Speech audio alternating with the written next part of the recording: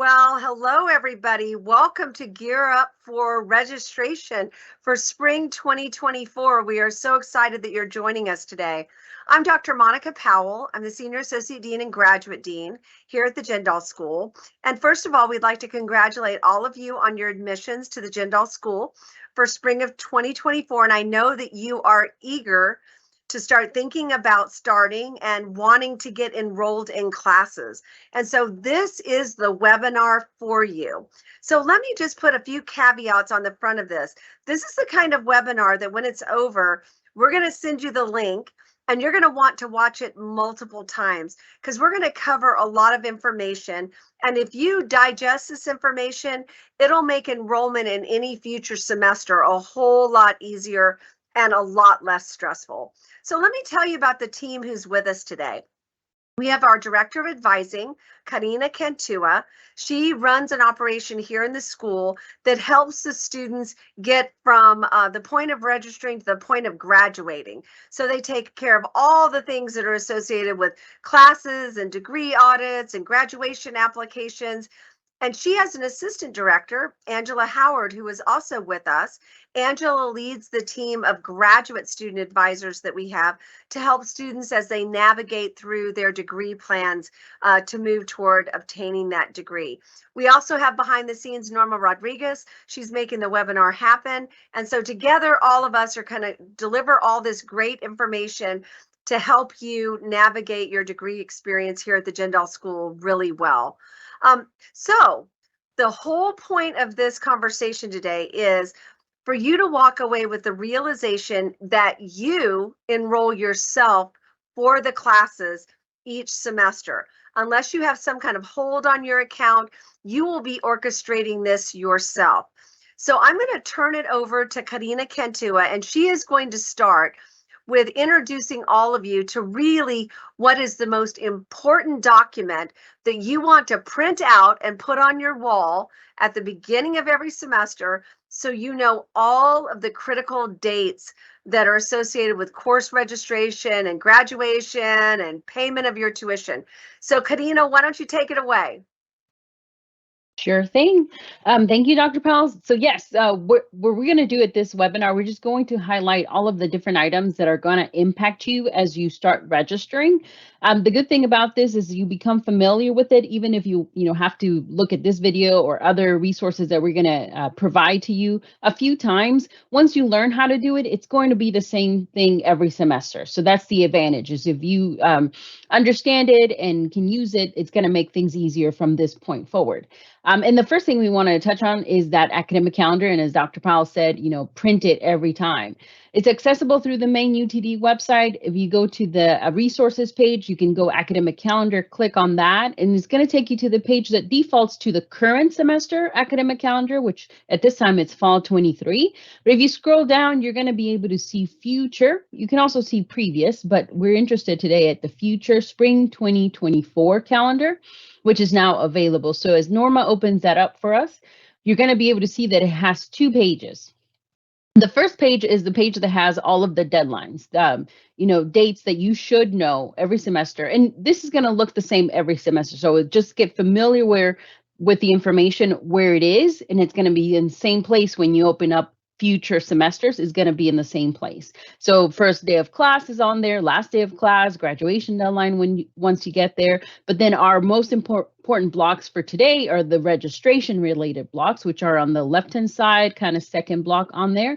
It lets you know, for example, that the schedule planner and your enrollment date is going to open up next Monday, October 23rd. So that's the day that we're planning for. That's when the schedule is going to be available, that you're going to start researching the classes that you're going to take to then determine what type of schedule you're going to have for your first semester. So all of that is going to start happening, and that's the reason we're having this webinar. So alongside with the deadlines on the first page, if we scroll down, you will always see a second page. Sometimes the second page may not be printed out as early as the first page, but it will always be available close to the start of registration because it contains deadlines that are related to tuition and payment. So if you register in classes, there's going to be an early an early payment deadline that you have to follow. If you register after that time, then there's a regular payment deadline that you have to follow. You definitely want to make sure that you are in contact with the bursar office if you're setting up a payment plan or anything like that, to make sure that you take care of your payment by the regular payment deadline so that you can prevent being dropped from your classes. So academic calendar, as Dr. Powell said, print it, bookmark it, take an image of it, whatever it is that you need to do to make sure that you have it accessible to you as you go into the semester and as you're going through the semester, so that you know what deadlines you're working with for that particular semester. All right. Okay, now we can jump back into the slides, because the next slide that we want to touch on are some important reminders. This sort of is a setup of what you need to know as you get started as a UTD student in the and also student in the School of Management. So one of the first resources we always like to point out is the catalog. So the catalog spells out a lot of academic policy, but it also has one of the important items, which is the degree requirements. That's where you're going to find what classes you're going to be required for your specific program.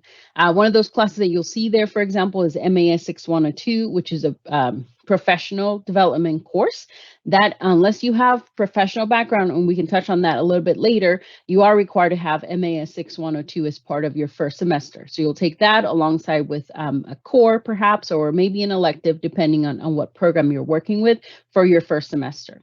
Now, the other thing we want to point out when you look at the catalog, one of the things you'll notice is the GPA that's required. There's two GPAs that you always want to keep in mind. One is the core GPA. So anything labeled core in your degree requirements is going to be averaged into a GPA.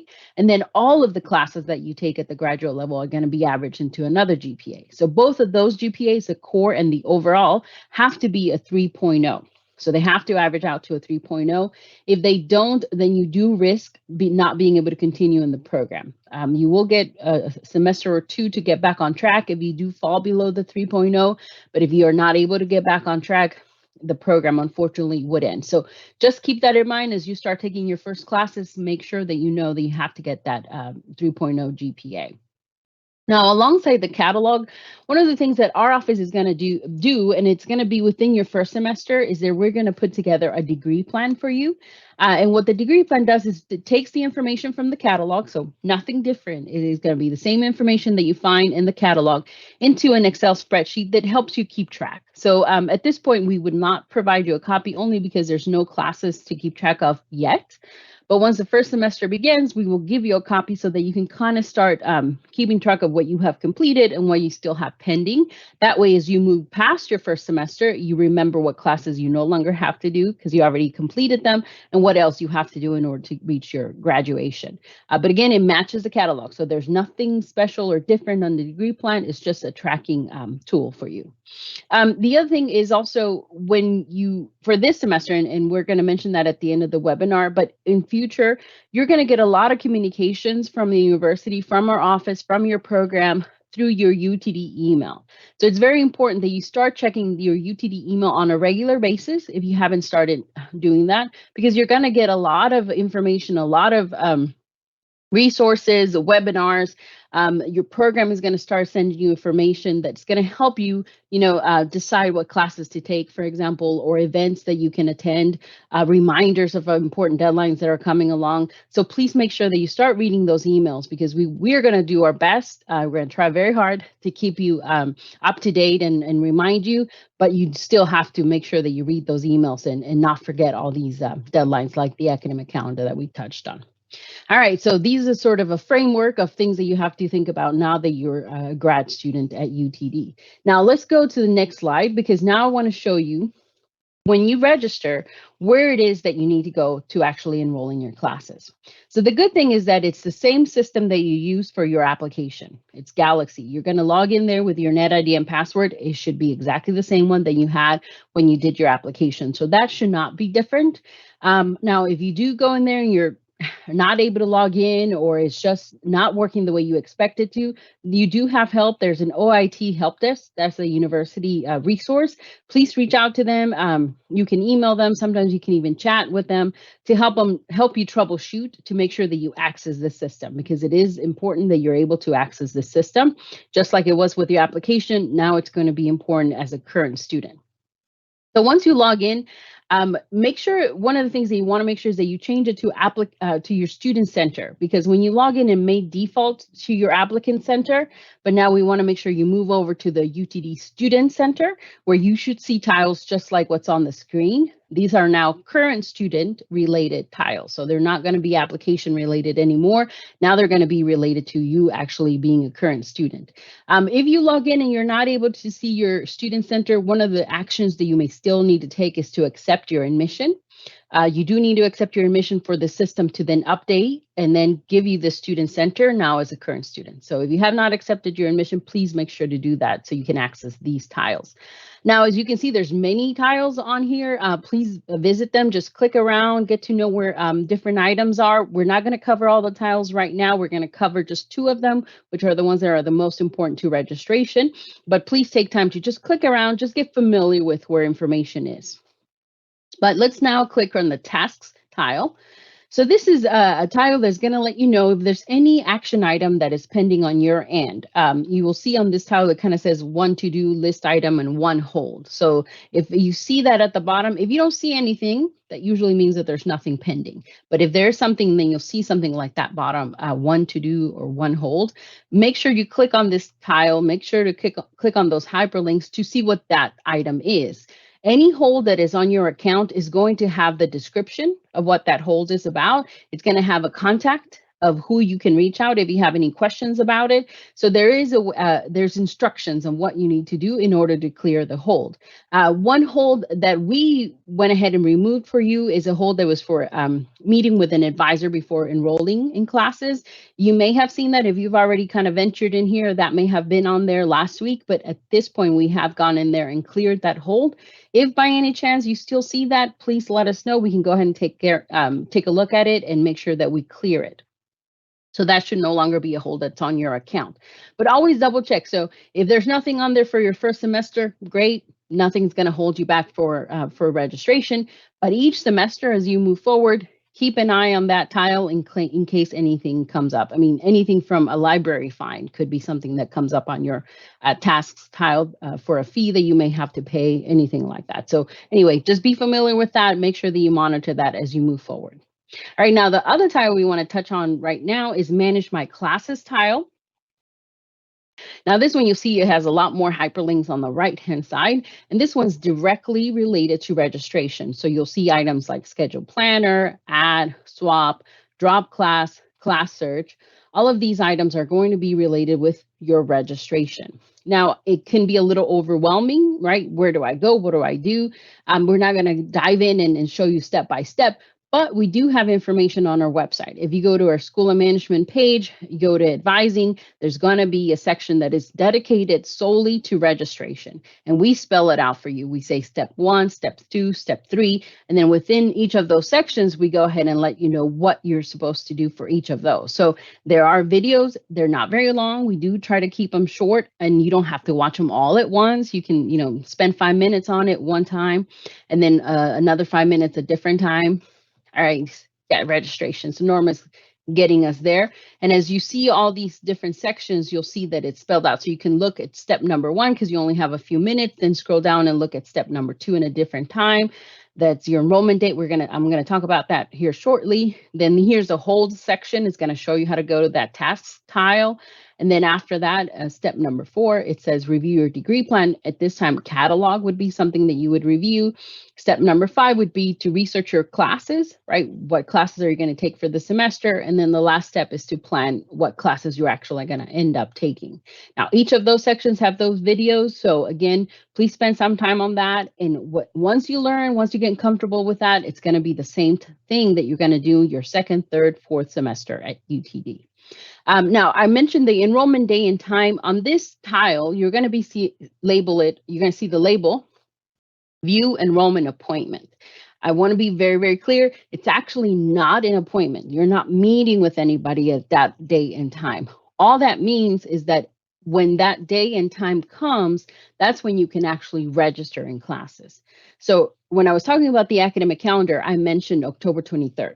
So Monday, October 23rd, the schedule is going to be out. And on that day, you will be assigned your enrollment appointment or your enrollment day and time. There's no registration happening actually that week, or it starts the following week. So there's nothing happening on the 23rd other than the schedule goes out and you're able to see when you can actually start registering. And what we recommend that you do is that starting on Monday, you start researching, you start planning your classes, you start determining what you're going to register in. And once you get to your enrollment date and time, then you just log in and actually register. So you don't start doing the planning at that time. You just go ahead. You have already done it. You go in there and you actually register. You register in the classes that you want for that semester.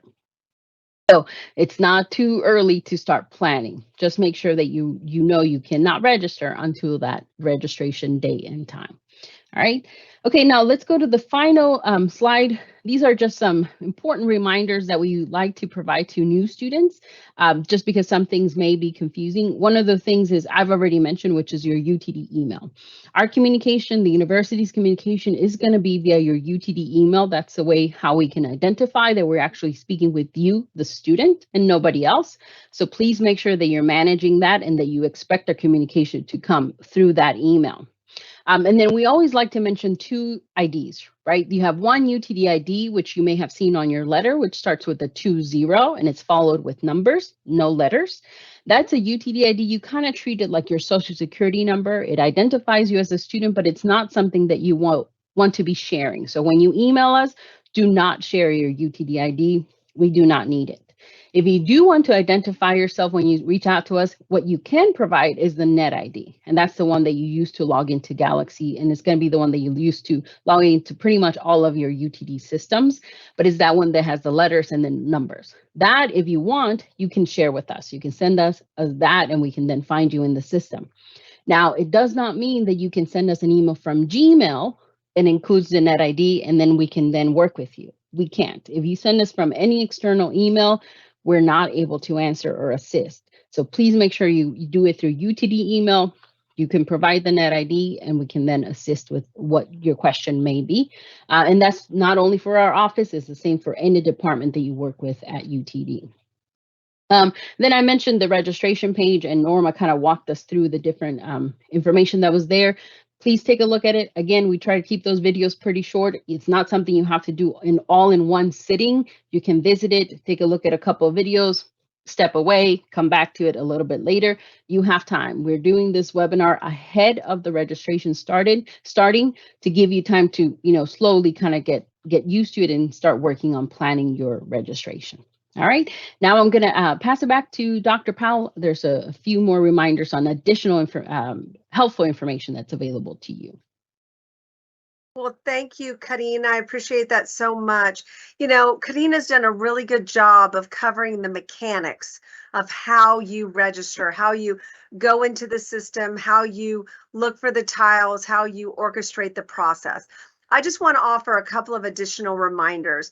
Number one, please keep in mind that while you can put courses into your cart, the process of putting them into the cart does not register you for classes. You have to complete that process for that registration to go through. So please be sure to do that.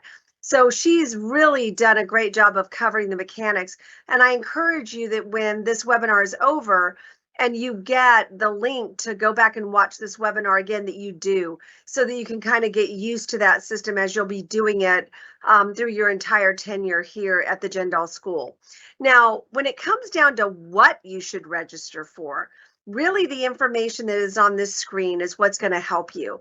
Each of our program areas, as you can see, have designated whether or not they're having their own webinar, which will cover really the courses that you should cover or take if you're in the accounting, business analytics, energy, whatever program. So you're going to want to note down those webinar times. You're going to get emails that tell you about it, but you want to note that on your calendar so you can be sure to attend.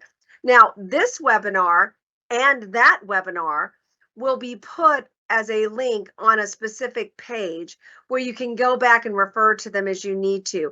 But it is really important for you to understand that if you have questions about the mechanics of registering for classes or the classes that are required or the prerequisites or co-requisites or holds, you're going to deal with Corina and Angela and that team. But if you have questions that are about, wow, should I go this concentration or this track? What if I want to do X when I graduate? What's a better mode for me? Or tell me the difference between this track and that track, or tell me more about this elective versus that elective. That is really a degree program question. And those program specific webinars are designed to help you do that. And you will want to reach out to those program directors to do it. Now, notice in a couple of these entries that are on your screen, you'll see contact program. So those are smaller programs where the program director will work with you one-on-one. The others are bigger programs where we bring in a lot of students and we try to answer questions in a more optimized way. Corina mentioned it, but I just want to kind of cover it, is your degree program is in the catalog. And you can go into the catalog and you can find out all of the specific degree program requirements. Now, one thing that is important for you to know is catalogs are updated every summer for the upcoming year. So what you see right now may change a little bit. They don't change much, but sometimes they might change a core class or they might change a prerequisite or a co-requisite, and you just want to be mindful to re-look at this the catalog every June, every summer, and see if you want to move to an updated catalog, because sometimes courses will change. The other thing that she mentioned that is really important is that there are two requirements to graduate. One is you have to have a GPA 3.0 or above for the core classes, that set of classes that every student in that degree must take. So you must have a core GPA of 3.0 or above, and you must have an overall GPA of 3.0 or above. So you have to hit both of those hurdles in terms of being able to graduate. And then the last reminder is also something Corina covered, which is when you go into the system and you see enrollment appointment, you're going to see a few communications that say, make an appointment with your advisor. You don't need to do that. Go to the program specific webinar or watch the link from this webinar or the link from that webinar. And an enrollment appointment is just the time when you are eligible to register yourself. Even though it says appointment, it's not a real appointment. It's just funny vernacular that the university uses to tell students that they're eligible to register. So we want all of you to be ahead of it, be ahead of where the schedule comes live. The schedule will go live, I think, on the 24th. Registration will be sometime in the first week of November, and we want all of you to be kind of ahead of those deadlines. So I am not doubting that there are questions that have come in via Q&A, and we want to answer almost, as many of those questions as we can answer in this webinar. And then we'll also tell you how to get additional help if you need additional help past this webinar. So Norma, what kind of questions do we have? So the first question has to do with the MAS 6102 professional development course. We have a couple students who have asked if it's possible to be waived from MAS 6102. So that's a great question. And yes, it is possible for you to be waived. You would need to go to the advising section on the web. You will find this area called advising forms. Look up at that URL that's at the top of the screen. And there is a waiver request form, and you can fill one out. I think if you scroll further, there you go. There you go. And you'll see that you can fill out a form. Basically, we're looking for individuals that are fully employed here in the US. And you can see the approved criteria is 2+ years of US professional college degree related work experience. So fill out that form. Please do this sooner rather than later, because we will be looking for students to meet that requirement, and our advising team will not know if you have. So fill it out and submit it and get that checked off if you're going to be waived from MAS 6102. If you are not waived from MAS 6102, you need to take it in your first semester. You need to have completed it in the first 12 hours of the program. Generally, if you are a part-time student, you're fully employed, you may be doing 6 credit hours a semester. Add it on, tack it on as the 7th hour this coming spring, or tack it on in your second semester, but you need to complete it in the first 12 credit hours. That's what the catalog says. So the next question says, I haven't accepted my admission to UT Dallas yet because I'm still exploring other options. If I do accept admission and enroll in classes at UTD, am I still able to withdraw and retract my admission if they decide to go to a different university? Yeah, but you want to do that before classes start. If you decide that you want to unenroll, you can certainly do that. Or you'll see that somebody will be clamoring to get you to pay the bill. So unenroll yourself. Now, I do want to make just a couple of comments about people that are out there looking at other programs. We are the first cheerleader to say that you need to find the program that is best fit for you. We want every student to have the outcomes that they are expecting.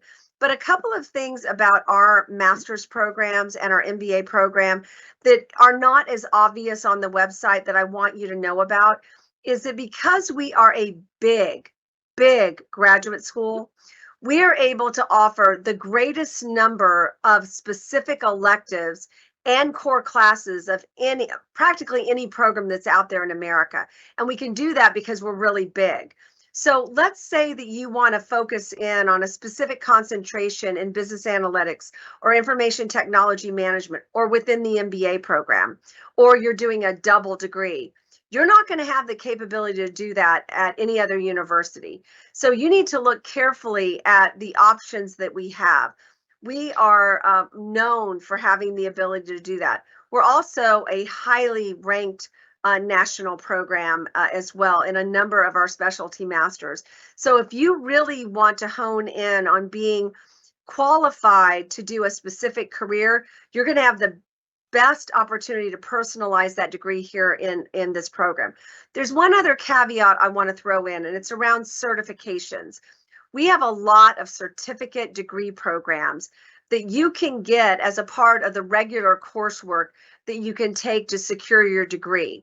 To get an academic certificate on top of your diploma and not pay anything additional for it is a huge bang for your buck. So I would get out there on our website and look at academic certifications. I don't know if Norma can pull that up, but we offer a bunch of academic certifications, more so than any other university that is around.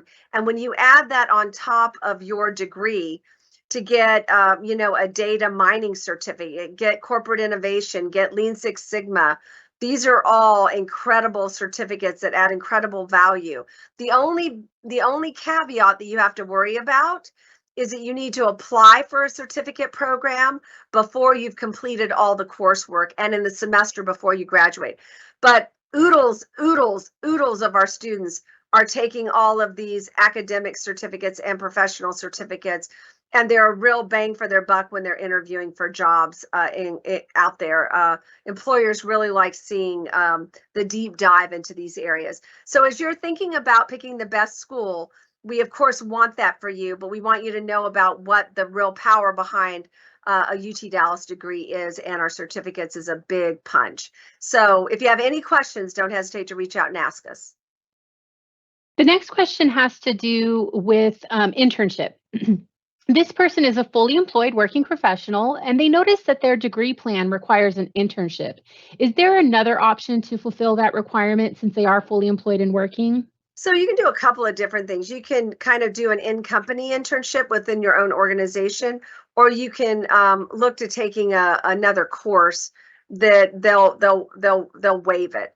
But most of our students do the in-company internship route, where they're basically taking on a project that is in addition to their regular responsibilities. So they have a way to show their employer that they've got this whole bunch of new tools. They've identified a problem that needs to be solved, and they're going to do that and do that for credit. That is how most of our fully employed students do it. It's really cool because it gives you an opportunity to maybe expose your capabilities to another leader inside of the organization and demonstrate to your boss that maybe you're really prepared for that next promotion up. So there are ways for you to manage that if you're fully employed. The next question has to do with the payment deadline. They were looking at page 2 of the academic calendar, and they were wondering what the difference is between the early and the regular payment deadline and which one applies to them. Corina, you get to take that one. Sure. So if you look at academic calendar on the second page, you will see early payment. If you are enrolled in classes, then you are required to pay by the early payment deadline if you're enrolled by that date. If you're not registered yet, then if you register after that, then you would be paying by the regular payment deadline. You do have to make sure, however, to absolutely have something set up with the bursar if you're doing a payment plan, or touch base with them on how you're going to do the payment for your classes by the regular payment deadline, because that is the date that if there's no payment by that deadline, you risk being dropped for non-payment, and you do not get to keep a seat. So if you get dropped, there's no guarantee that we can put you back into the same classes that you were, the same sections that you were registered in. So please make sure that if you register by early payment, get something set up already by that date. If not, do it by the regular payment deadline, or else you risk losing your classes. Alrighty, while I have you on the screen, Corina, I'm gonna ask you a couple more questions. You mentioned earlier about getting a degree plan that they could kind of track in their first semester. About when during the first semester is that ready for them, and where can they access that degree plan? Sure. So it's usually ahead of the second semester registration. So we think about summer and fall of next year, it's usually around April. So we do our best to do on new student degree plans and get them to the students before their next registration, so they can kind of see what classes they already registered in and what they still have pending, and they can keep track of those classes. They will access the degree plan via something that internally, or the school or UTD calls e-learning, which is Blackboard. That is going to be the same system that as a student you're going to use to access your classes. A lot of your instructors are going to put assignments, quizzes, exams, and if you're in online classes, they're going to be through this system called e-learning. So we use that same system to make the degree plan available to you, to make it easy for you to find. But we will send you that information. We will email you, explain, give you resources to show you how to access it. So it's not going to be something you have to kind of figure out on your own. We'll show you what to do.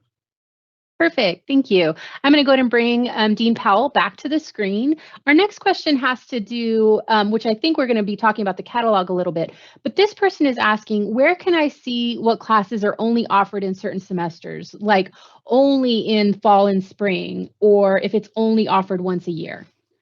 So you can see that. So Corina, you can tell them about the Y's and the T's in terms of what that means, but there is marks that are in there that will tell you what an S, Y, and T mean, so that you know what semester they're offered. So Corina? Sure thing. So I actually have to look up to see what the definition of it is, but I have a different recommendation that's going to be a lot easier than trying to remember the code of the S and the Y and the T. But if you go to course books, if you go back to just the main university page and you go to course book, that allows you to not only see what's available this semester, and the spring schedule is not out. So if you go today, you will only see fall 23, but starting next Monday, you would be able to see spring 24.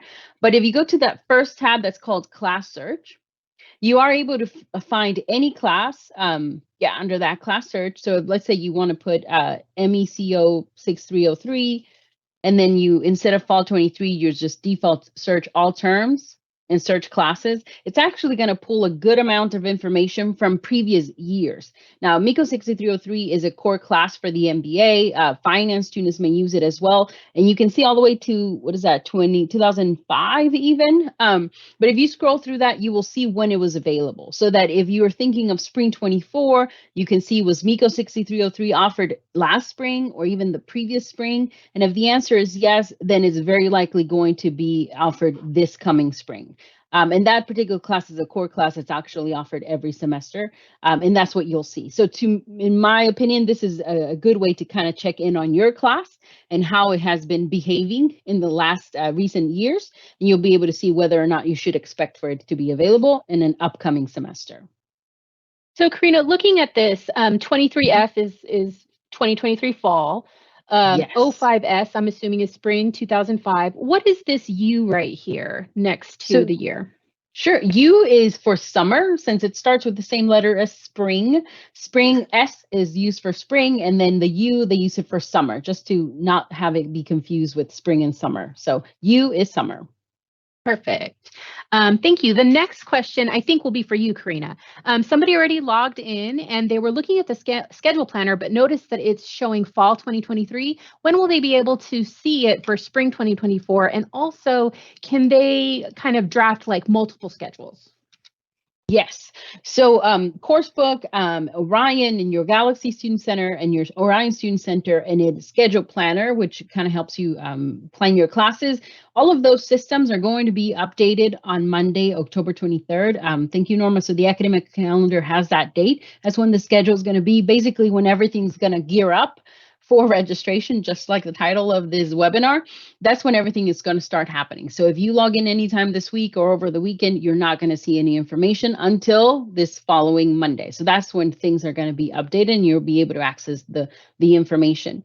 And in Schedule Planner, what it is basically helps you plan your classes. You choose what classes you want to take that semester, and then it actually gives you alternative schedules. So it can give you, this class is offered on Monday morning, it offers you that plus this. And so it's going to be, sometimes if you have a lot of flexibility, it's going to give you a lot of options, but you can start narrowing down your options. If you know for sure you can only take classes in the evening, you can set that as a requirement, and it will only show you schedules that have classes in the evening. So, and it does all that for you. You don't have to kind of plan it all yourself. It will do that for you, and then you just select the schedule that is the most convenient for you. So it's a pretty nifty tool to use. Thank you, Corina. I'm going to go and bring Dr. Powell back to the screen. We have somebody who's asking how enrollment assignments or enrollment appointments, excuse me, are determined and how they're assigned. So that's a great question. The students that are closer to graduation get earlier dates to be able to register for classes because they're trying to graduate. So those students that are new are at the back of the line. But that's okay because we offer oodles and oodles of sections. So you shouldn't have any difficulty being able to get into the classes that you're looking for. Now, one thing I do want to just kind of throw in is that we offer really several different modalities of classes. So a modality is how the class is conducted. That's what that means. So one of our primary modalities is face-to-face. That means you're in the classroom on a date at a time. We also offer 3 different types of what we call online classes. We offer a synchronous class, which means that that class is happening on a date and at a time, but it is offered online. So it's a live class happening online, and you can see that in the schedule. We also offer an asynchronous class that is online, and that means that that is following the schedule of the syllabi, but you're generally going in, you're watching recordings. It is not a live class if it is asynchronous. And then we have a few classes, not many, that are what we call hybrid classes, which means that sometimes you're in the classroom and sometimes you're live virtually. So it just depends on how it is. Now, I want you to keep one thing in mind. If you're looking at any online class, the section code is going to have a W in it. For example, it might be finance, FIN 6301 OW1. If there is a W in that suffix, then you're going to know that that is an online class. Now, let's say it's an online class, but you see a date and time. You see a day of the week and you see a time. That means that that is a synchronous class. So that very first one, whoops, that Norma had up, let's see if she'll put that one back up. You see that MECO class? It has OW1. There's no meeting room. That is an asynchronous class where you are just following the schedule. I'm looking for one that has an OW. I'm looking for one that had an OW, but it had a date and time. That just means that it might be live, but online. And I don't see one on that page that you're on right there. I don't think there is an asynchronous, but just keep that in mind. If you happen to be a student who is attending this webinar and you're an international student, please keep in mind that meaning you're on a different visa, an F1 visa in particular, you can only enroll in one online class per semester. So I'm just throwing that out there. So we have somebody who was asking what the maximum number of credit hours you can take in a semester, but also what is the average amount of classes that our typical fully employed professional will take? That's a great question. If you are a fully employed, very busy person, you don't want to take more than 6 credit hours or 2 classes. Those students that try to do it develop gray hair very early. Uh, so, or you don't see your spouse or your kids or your girlfriend or your partner.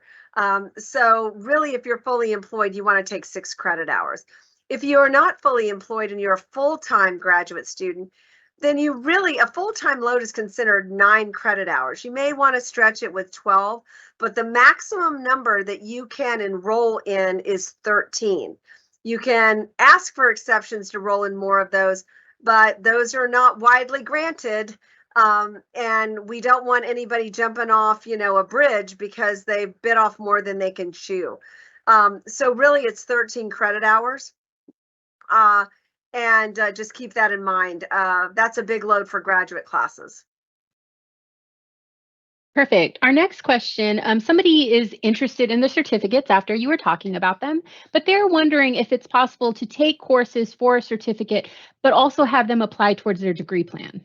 So all of those courses they do apply to the degree program. That's why there's such an incredible bang for the buck.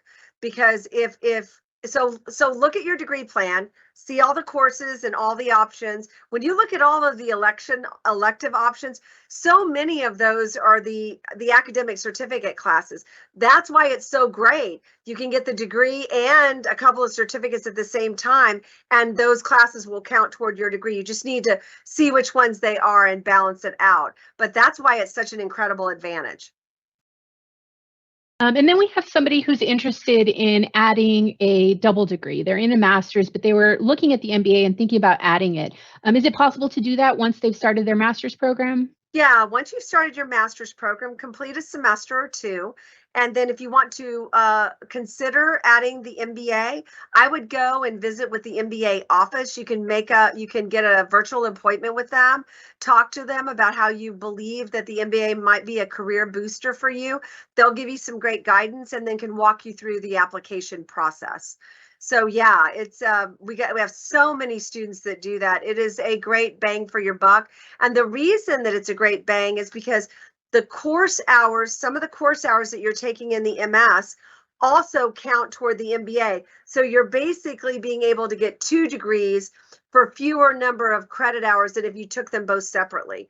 So it's a financial win to do that as well.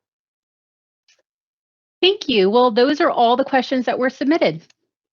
Wow, well, that was a lot of great questions. So let me wrap this up today to just remind students to come back and watch this webinar again. Come back and follow the specific instructions. It'll save you a lot of frustration so that you can figure out how to do it. And most importantly, know what to register for. And Norma put back up on the screen those program-specific webinars that are going to be happening here really quickly in the next week or so. Get with that program director if there's not a specific webinar happening. Talk to them about what it is that you should enroll in.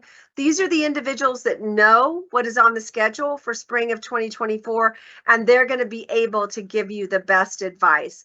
So please know that if you have any questions, you can always reach out to the JSOM question desk. They'll be glad to answer your questions.